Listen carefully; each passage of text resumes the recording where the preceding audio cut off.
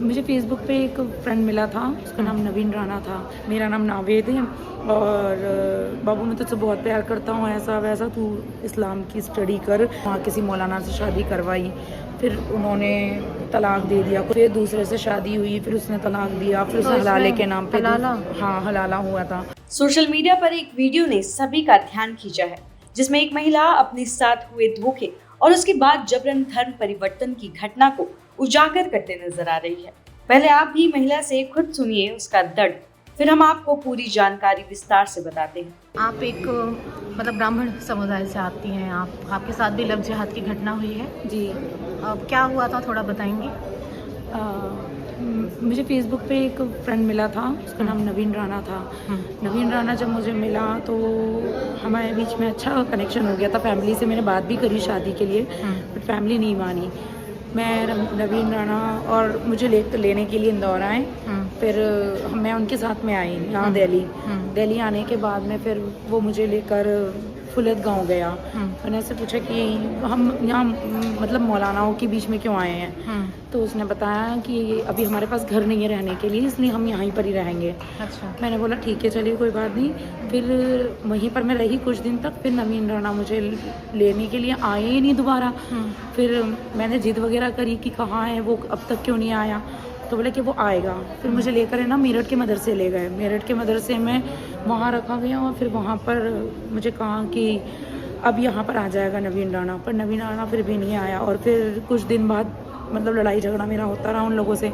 फिर वो आया तो उसने बोला कि मैं अब देखो तुम अपना घर बार सब कुछ छोड़ के आ गई हो, मेरा नाम नावेद है और बाबू मैं तुझसे बहुत प्यार करता हूँ, ऐसा वैसा, तू इस्लाम की स्टडी कर और फिर मेरे घर वाले मान जाएंगे तो फिर मैं शादी कर लूँगा। उसके पहले आपकी शादी उसके साथ नहीं हुई? कुछ नहीं हुआ था जी। फिर वहाँ से फिर वहाँ पर इस्लाम की पढ़ाई कराते, मैं बोलती मैं इस्लाम को नहीं पढ़ूँगी, ना मुझे ये आता है या इसकी लैंग्वेज अलग है, ऐसा वैसा। उसने फिर बोला कि नहीं तो उनको पढ़ना पड़ेगा, वो वहाँ से चला गया। मदरसे का क्या नाम था? मदरसे का नाम नहीं पता। मेरठ का मदरसा था, बस मेरे को व्यू याद है, बहुत डरावना था। वो ऊंची ऊंची दीवारें छत की भी कि कोई बंदा बाहर भी नहीं जा सकता था, ना कोई आ सकता था। और मदरसे के अंदर क्या करवाते थे वहाँ पर? वहाँ सुबह 4 बजे उठ के तहज्जुद की नमाज़ पढ़वाती थी और फिर फजर की नमाज़। फिर उसके बाद वो सोने नहीं देते थे। 4 बजे से रात को 10 बजे से पहले कोई सो नहीं सकता था वहाँ पर। अच्छा जी। दिन भर मस्जिद का काम करो? हाँ, मस्जिद का भी काम, और उनके जो जिम्मेदार थे उन लोगों के कपड़े वगैरह धोना। हमें खाने में सिर्फ लाल चटनी और चावल मिलते थे और रात में लाल चटनी और रोटी दी जाती थी। पर हम ये सिर्फ स्पेशल उन लड़कियों के साथ ट्रीटमेंट था जो हिंदू थे। और मुसलमान लड़कियां भी थी वहाँ पे? हाँ, वहाँ पर, क्योंकि वो हम पे नज़र रखती थी ना कि हम लोग बाहर ना जाएं, कहीं निकले नहीं, हम लोग कहीं बात ना करें, इसलिए वो लोग हम पे नज़र रखती थी। अच्छा। हाँ। फिर मतलब आपने इस्लाम कबूल कर लिया था? नहीं, मैंने कोई इस्लाम कबूल नहीं करा। मेरी उससे शादी नहीं हुई। फिर वो नावेद आया ही नहीं वहाँ पर। उसके बाद मेरी शादी हुई किसी मौलाना से, उन लोगों ने करा दिया। जब मेरे को मतलब मदरसे से फुलत लाया गया ना, तो वहाँ किसी मौलाना से शादी करवाई, फिर उन्होंने तलाक दे दिया कुछ महीने बाद। फिर उसके बाद में उन्होंने तलाक देने के बाद में फिर कुछ दिन की इद्दत वो होती है, वो निकाली मदरसे में ही। फिर दूसरे से शादी हुई, फिर उसने तलाक दिया, फिर उसने हलाले के नाम पे हाँ, हलाला हुआ था, हलाला करवाया। फिर उसके साथ दोबारा रही, फिर उसके बाद उसने फाइनली तलाक दे दिया। फिर चौथे एक आदमी से जो अभी मेरा हुआ है क्लियर नहीं हुआ है, अभी तो वो चल रहा है कोर्ट में केस। हाँ। उससे हुआ तो उससे शादी हुई, उसने फिर अपने जीजा से हलाला करवाया और अब निकली हूँ मैं। कितने सारे आदमी? 4-5?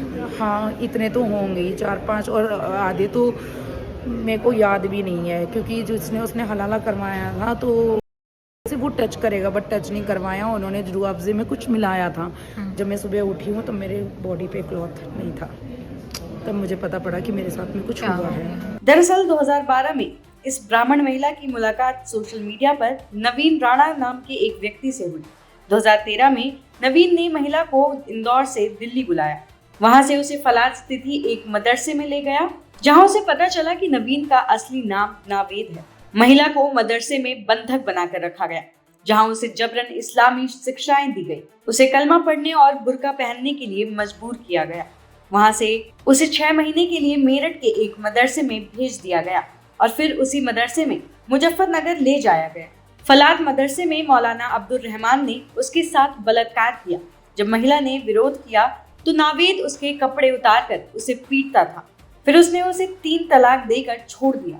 इसके बाद उसे खालिद मदरसे में ले जाया गया, जहां उसे 3 महीने तक इद्दत की अवधि बितानी पड़ी। इसके बाद जयपुर के एक मदरसे में 5 दिनों तक उसका हलाला कराया गया। 2015 में उन्हें उत्तर प्रदेश के शामली ले जाया गया, जहां उनका दूसरा निकाह मुत्सीर नाम के एक व्यक्ति से हुआ। निकाह के बाद उन्हें गुजरात भेज दिया गया, लेकिन मुत्सीर की 2019 में मृत्यु हो गई। फिर मौलाना कारी आसमान नाम के एक मौलवी ने उन्हें फंसाया और दिल्ली के शाहीन बाग स्थित एक मदरसे ले गया। वहां उनका हलाला हुआ और उसके बाद उनकी शादी खालिद हुसैन से करवाई गई। लेकिन खालिद का परिवार उन्हें स्वीकार करने को तैयार नहीं था, क्योंकि वो पहले से ही विवाहित था।